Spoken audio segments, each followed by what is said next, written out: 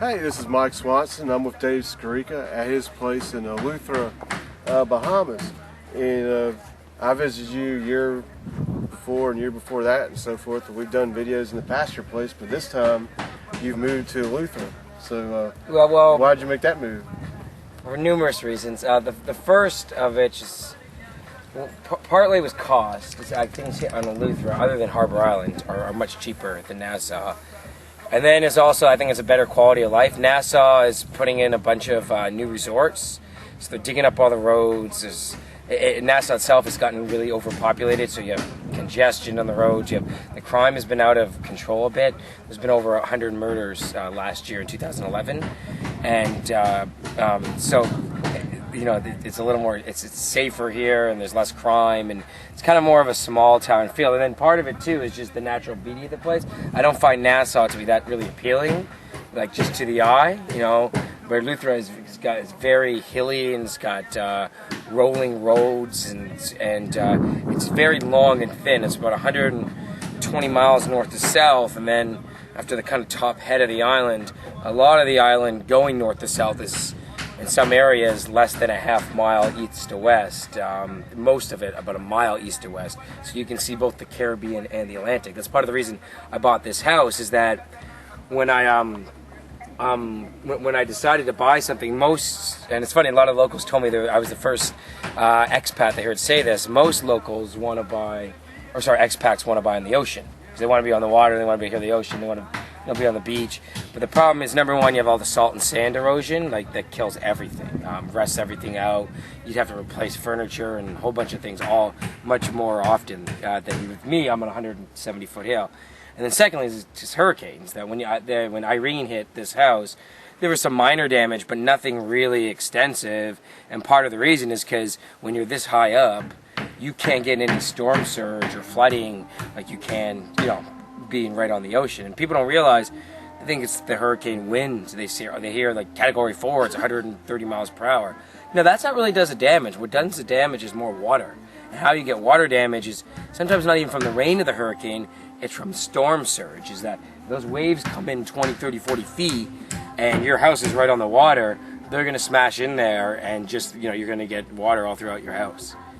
Well, I walked around the other day back behind here, and you have the beach down there, and there's all kinds of smaller houses and little settlements and stuff going on, and you can tell there's been a lot of damage to a lot of them from the hurricane because they're too close down, like you're saying, and you've made some prudent decisions to build up higher and factoring all this kind of stuff in, and you do the same thing when it comes to investing too. And we're down here doing this video on Friday. By the time it's on the website, I'll probably be on the way back home, but today, the Dow's down a little bit, and the European markets are down some, and once again, there's this news about this Greek debt crisis, and are they going to come to a deal or not? The other day it looked like they would, now it looks like they won't, and last year I came down and visited you, and the same news was going on. The year before that, the same news was going on. So when do you think, this kind of stuff will stop having an effect on the market?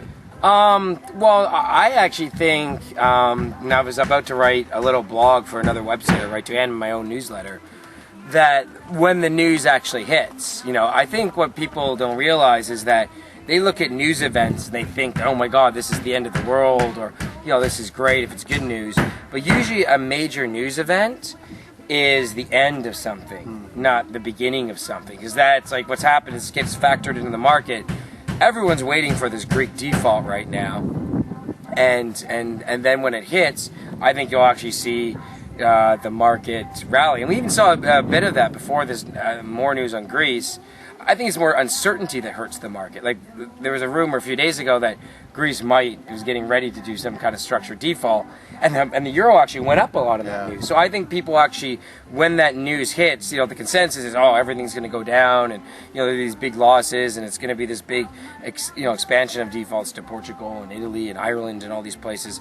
But I think what's really going to happen is it will be like a sense of relief when they default, and the market will turn around and rally. And I'll give you two more examples of this. Like a news event that no one ever talked about market-wise was Katrina. Katrina, to me, marked the top of the real estate market. It happened in 2005. It happened in a coastal area, which were all booming. And then I think that was almost like a symbolic top in the way it was like, well, look at you build, you know, all these places in Florida are going crazy, but you know, you get a bad storm like that and you're wiped out and maybe you don't have the insurance to cover it or whatever. So that was almost like a symbolic top of the real estate market just because of where it happened in the coastal U.S., which had a big boom. And then secondly, the second news event is Japan last year. You know, Japan's been in a 20-year bear market, and then, you know, the earthquake hit and people again looked at the tsunami and it was a terrible event. And people, again, the narrative was all negative. Oh, Japan's got a huge debt already. It's got this, it's got that, and now it's got this tsunami to deal with, and that basically marked the bottom of the Japanese market in the last year, anyhow. So I look at these news events as more like inflection points. That if Greece does default, it's not the start of something, in my opinion.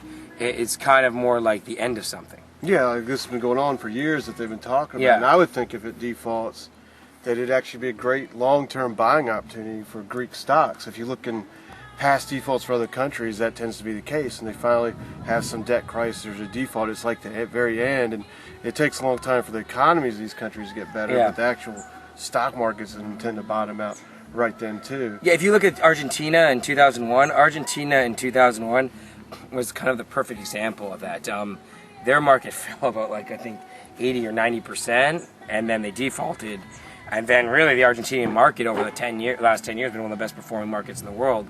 For example, you look at TIO, which is Argentinian telecom, that stock went from under $1 to over $20 after the default. So yeah, I agree with you that when you get some kind of default, you know, I think the real fear is that you get a bunch of defaults and all the banks go under. But I really don't think that's happening. I think one reason you see these talks drag on is that they know the default has to come, but let's drag this out so the banks can keep capitalizing and not go under, you know, when that default finally happens. That seems to be essentially what's actually taking place. They're just pushing things out so they can be pretty prepared for them and so forth. Yeah. Well, you know, I do interviews with you, once or twice a month on the website, and it's usually almost always audio, so it's neat to be able to come out here and do a live video and offer, have the people show us in person. But as we wrap up, could you tell people how to get your website? Yeah, go to www.addictedtoprofits.net. I have a free newsletter, and Mike and I are going to tell you more about this little offer we have coming up in another video. But addictedtoprofits.net is my website. Yeah, and actually we'll have more detail in the video, but also you can read below this video and you can see details of a special offer we put together just for the next couple of days to take advantage of Dave's service. But anyway, we'll talk to y'all later.